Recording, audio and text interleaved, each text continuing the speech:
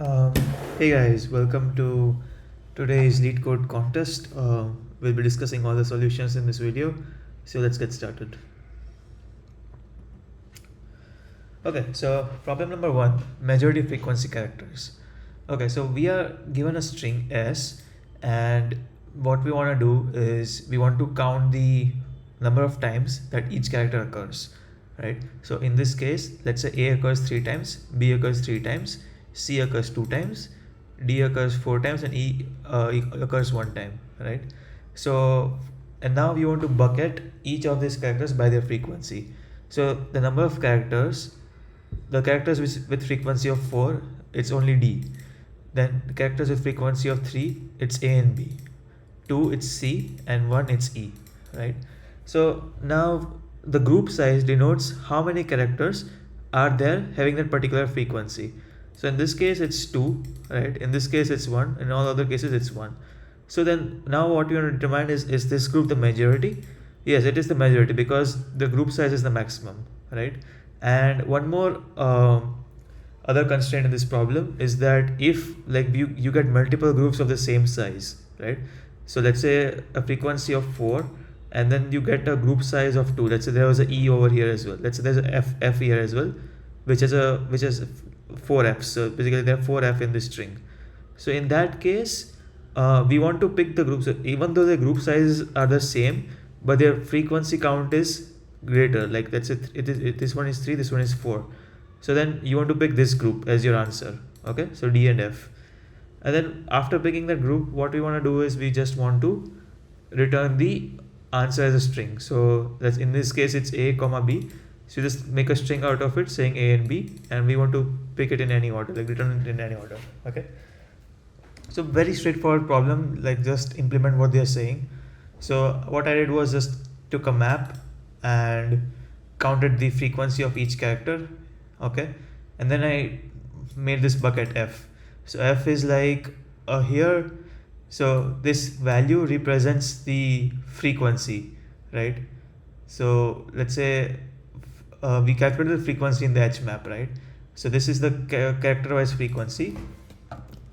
Just write it down, character wise frequency. F is your like frequency bucket. Okay, so for this particular frequency, what are the characters? That's what F is. So that's pretty straightforward to calculate, and then when calculating the answer we just follow the conditions, right? So let's say if we find a Y which is a bucket which is greater than the max size, then you assign the max size to that. And if you find a Y which is equal to max size, then we want to compare their frequency K, which is X, right? So X will always be greater than the maximum. You assign it, and then you just return the answer after concatenating. Yeah. So yeah, that's the code. Let's go to the second question. So second question is again a very easy DP problem where you are starting from position I, and then you can jump to let's say starting from position I, and you can jump to I plus 1 or I plus 2 or I plus 3. Okay, so now you only can go to 3 states, right?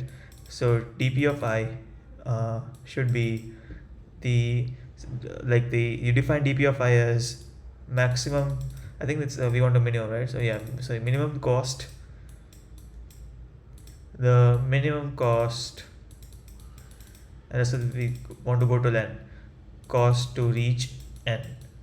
Okay, so then dp of I would be minimum of all these costs, like dp of I plus 1, dp of I plus 2, dp of I plus 3, okay, and their corresponding costs. So in order to go to dp of I plus 1, the cost is cost of j plus j minus I square, right?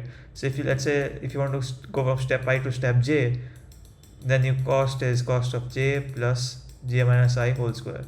That's what's given in the problem, right? So in this case you want to go from I to I plus 1, right? Step I to step I plus 1. So in that case, just cost would be costs of I plus 1 and then plus 1 square, right? Because I plus 1 minus 1.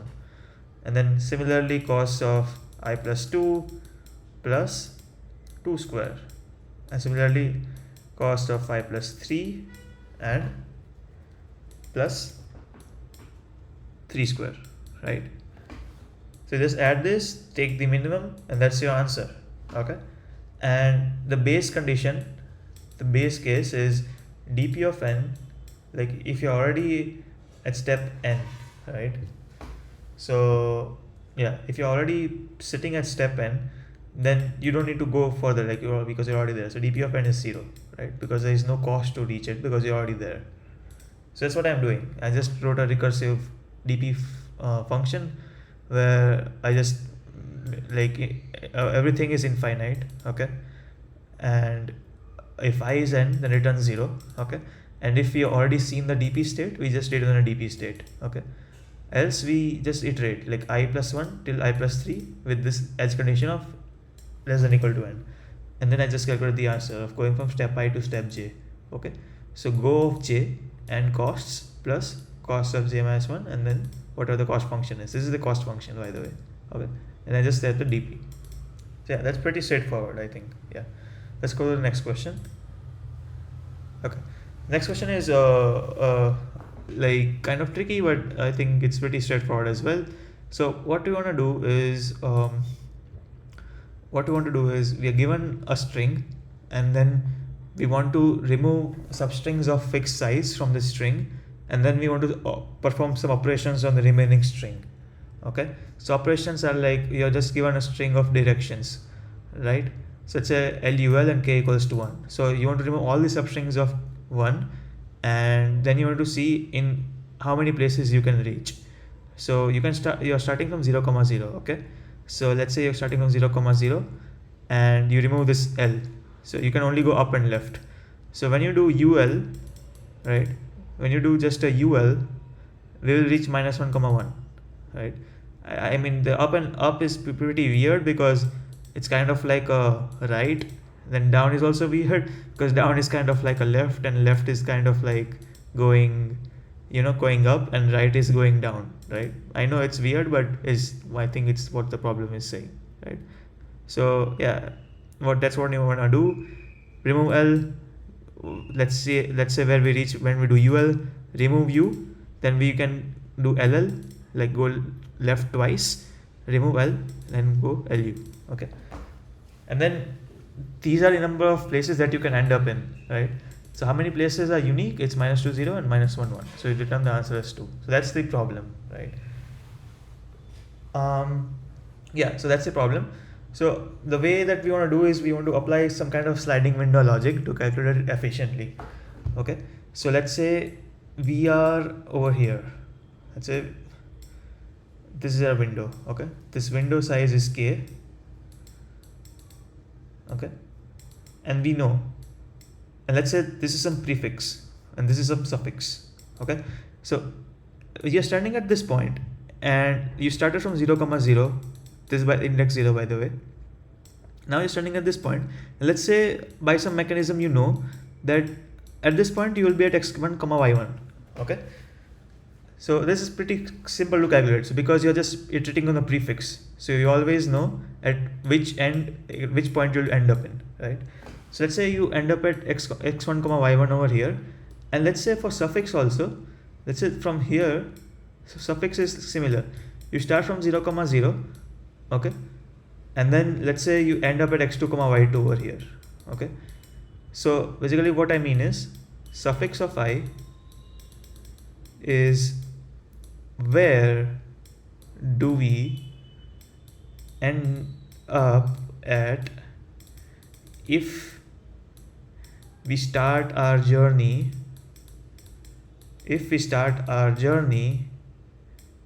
from I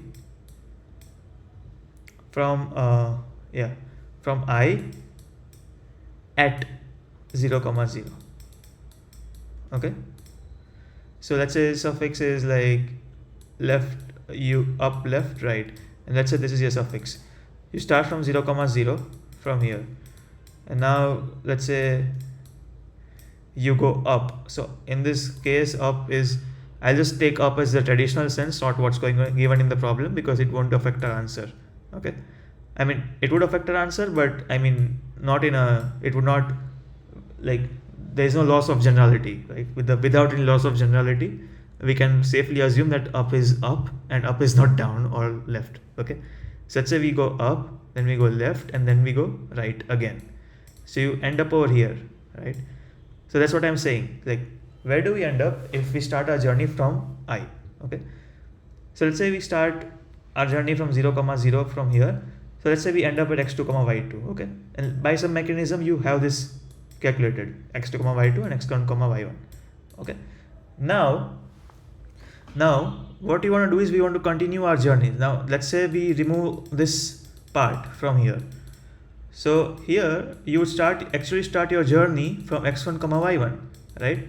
And now we already know that we end up at x2, y2 if we start from 0, 0. Okay, so I'll just draw that out. If we start from 0, 0 in this particular suffix, we end up at x2, y2.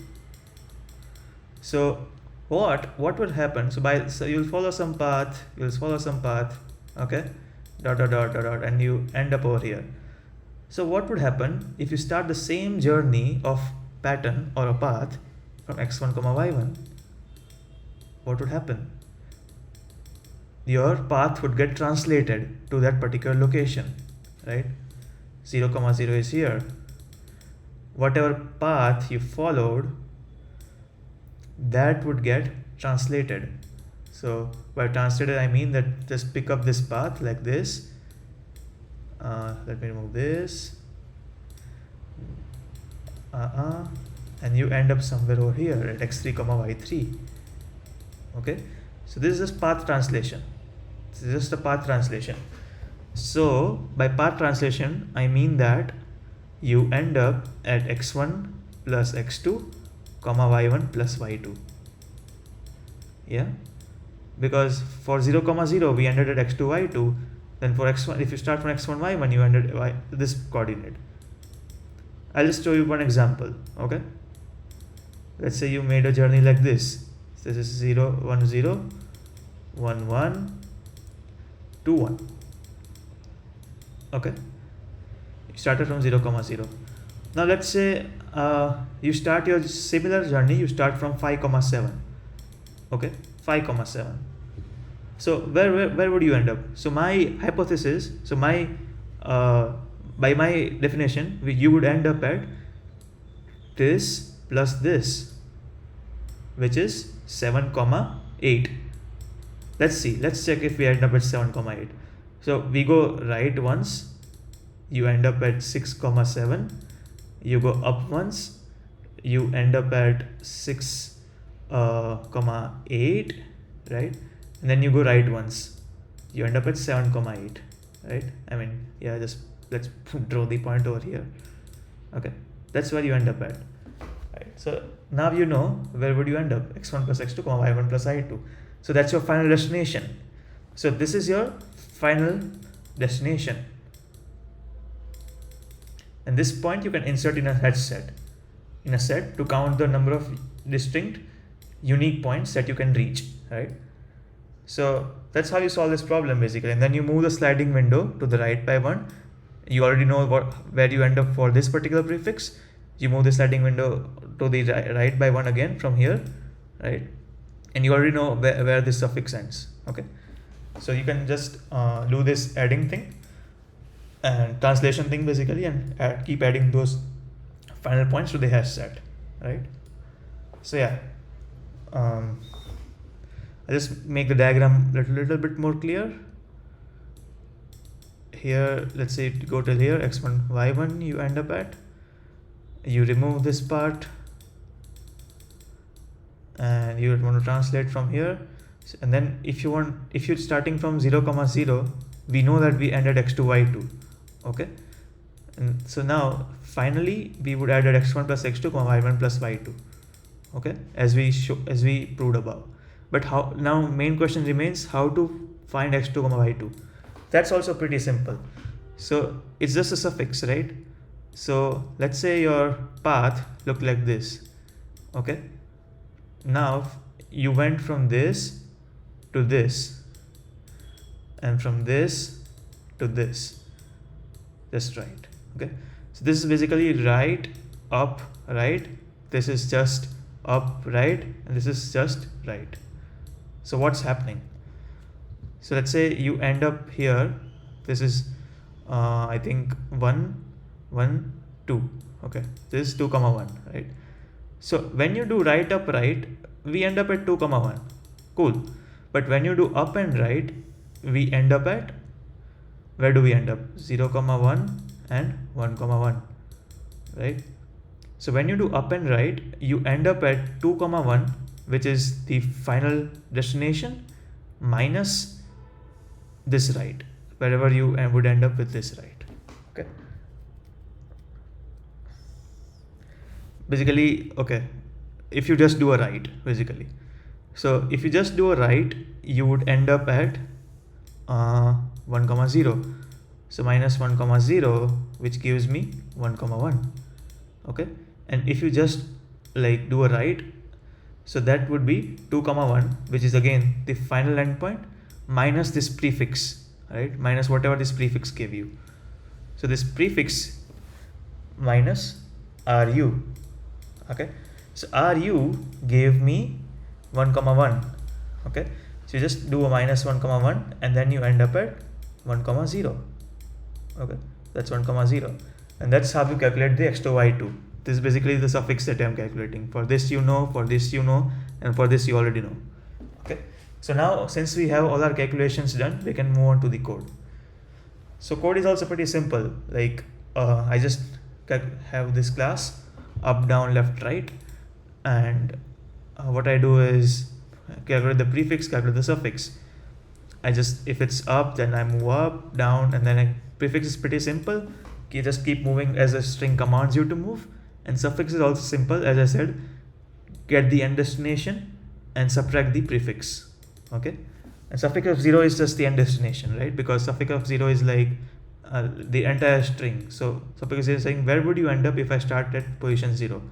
So if you start at position 0, you will end at this end point only, right? So that's why I initialize to end. And then suffix of I is pretty simple. So again, one edge case to note here is RUR. If you're calculating this, then you want to subtract this particular prefix, right? So if you're at I, you want to subtract prefix of I minus 1, right? Yeah. So that's what I'm doing. End of F minus this. So suffix you know, prefix you know. Set of pi ret is your answer. And now comes the interesting part. This is my x1 plus x2, y1 plus y2. L end is my prefix of L. R end is suffix of R. And then some edge cases around that. So let's say if you have a string like this, and this is your k from the starting position. So in that case, you only consider the suffix, right? So this ternary operator handles that. And second edge case is, let's say at the end. Let's say over here you are at k, you only consider this particular prefix, right? So this R of end handles that edge case. You have the final coordinate, just insert that in the answer, increment the L, which is the left end of the window.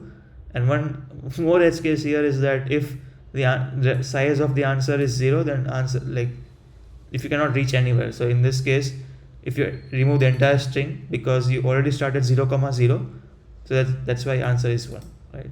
And that's return the answer. Cool. So that's problem number 3. Let's move on to problem number 4. Problem 4 is also okay, it's a kind of okayish problem. So it's also very simple. So what we want to do is, we are given an array and we can only swap we are also given positions that we can swap. So 0 comma 2 we can swap, 1 comma 2 we can swap.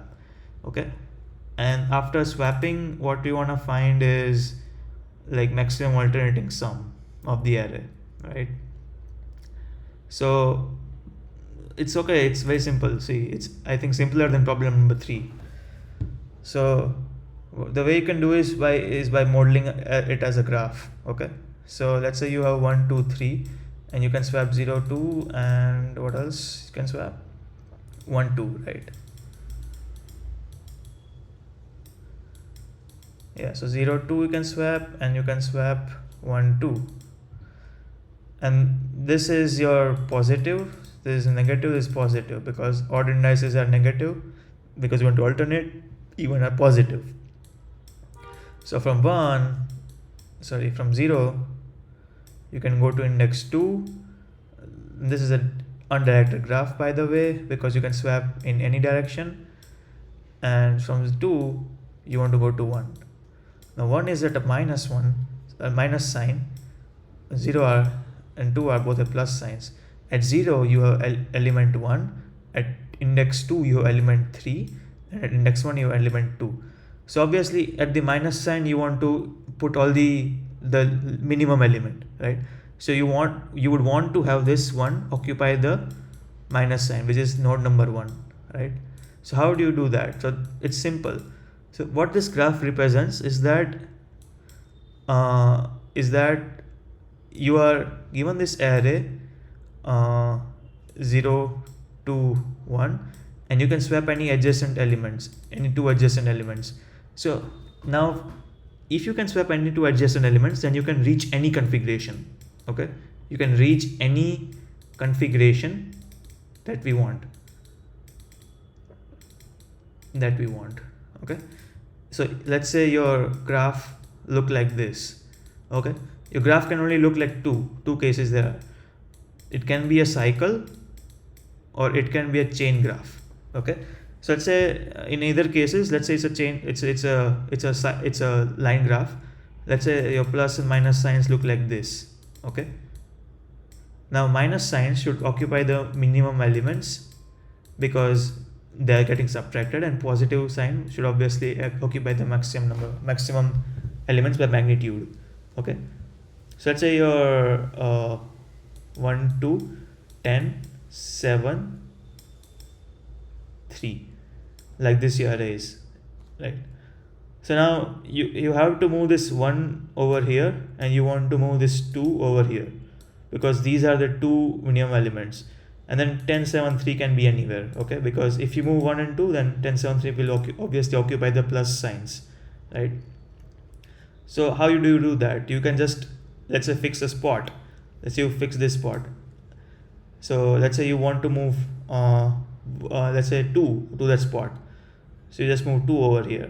Okay, and you just keep on swapping, okay, until you reach it basically. So 1 10 2 7 3, and it's beneficial if you start from the last minus sign.